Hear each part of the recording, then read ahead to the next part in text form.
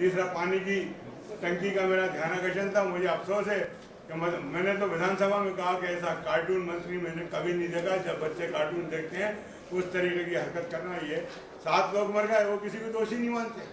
उदित करके हमने पूछा कि सिविल का इंजीनियर आपने, वो मैकेनिकल का इंजीनियर आपने, वो सिविल की जिम्मेदारी उसको कैसे दी? उस बार ने उसको प्रमोशन करके उस अधिकारी को सागर भेज दिया।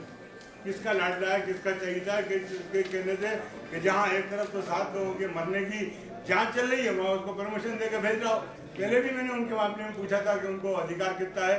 वो 50,000 रुपये की सेंक्शन करते थे। टंकी के मामले में हमने मांगा कि 10 लाख रुपए मरने वालों को दो, उनके परिवार के लोगों को वहीं मकान बना के दो, उनके घर के लोगों को नौकरी दो। ये जांच का बहाना करना है। आप अंदाजा लगाइए कि एक टंकी लोग 5 ही पार्षद ने परिषद में शिकायत की, उसको नकारना है। वहाँ के लोगों ने लिख के दिया जब स्कूल बन रहा था कि ये स्कूल गलत बन रहा है, यहाँ स्कूल बनेगा तो इससे यहाँ पे नुकसान हो सकता है। उनको बंद करा दिया गया क्योंकि तो बहुबली लोग थे, सरकार के लोग थे, सरकार के पिट्ठू थे, इसलिए उनकी मदद की गई। मैं ये कहना चाहता हूँ कि आप लोगों ने खुद भी देखा, टंकी के नाम पे जिस तरीके से स्थानीय शासन मंत्री हंस के जवाब दे रहे थे, उससे लग रहा था कि वो गंभीर नहीं है। हम लोगों की मौत पे भी आंसू बहाने के बजाय वो हंस के ठट्ठा मार के निकाल देते हैं। इसी कारण लोगों ने उनको निकलना वहाँ घुसने नहीं दिया। इसी कारण आइंदा भी भोपाल के लोग ये संकल्प लेंगे, जो हमारे मौत पे हंसे ठेके लगाए उसको हम बर्दाश्त नहीं करेंगे।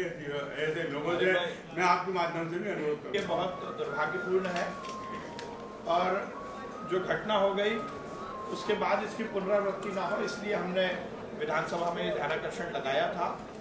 और मुझे लगता है कि हम सबको इस बात की जिम्मेदारी जरूर लेनी पड़ेगी कि यदि हम जनप्रतिनिधि हैं तो इस तरह की कोई पुनरावृत्ति शहर में ना हो, ये हम सबकी सामूहिक जिम्मेदारी है।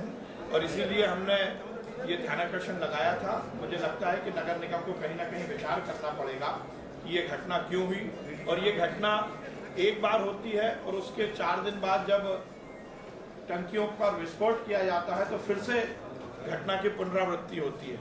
बहुत खेद का विषय है, इतने संवेदनशील मामले पर एक बुजुर्ग मंत्री जो प्रदेश के मुख्यमंत्री रह चुके, भोपाल राजधानी के विधायक भी और उस विभाग के इंचार्ज भी, उनकी बहू यहाँ की महापौर, जिस हल्के तरीके से वो अपनी बात रख रहे थे, मैं कभी भी किसी मंत्री के वक्तव्य के बीच में और उनके आचरण के ऊपर टीका टिप्पणी नहीं करता हूँ। लेकिन आज दुख के साथ कहना पड़ रहा है कि उनके व्यवहार से खेद होकर मुझे कहना पड़ा, इस तरह से जब लोगों की मृत्यु हो जाए उस पर भी आप संवेदनशील न हो, तो सरकार कब संवेदनशील होगी?